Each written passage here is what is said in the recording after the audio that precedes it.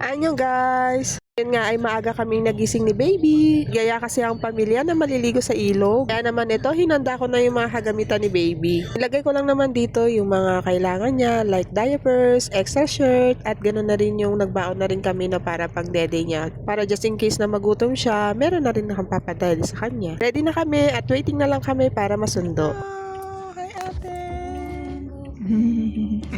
Tanya Lola.